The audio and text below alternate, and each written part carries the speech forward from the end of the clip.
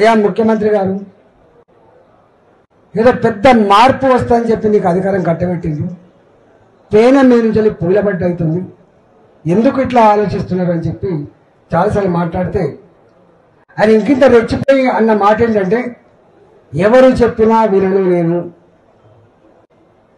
నాకు నేనే నిర్ణయం తీసుకుంటా, పక్కా కూలగొట్టవలసిందే, మొత్తం బుల్డోజర్లు పెట్టవలసిందే, అడ్డమచ్చినోని బుల్డోజర్ కింద తొక్కవలసిందే, కూలగొట్టవలసిందే.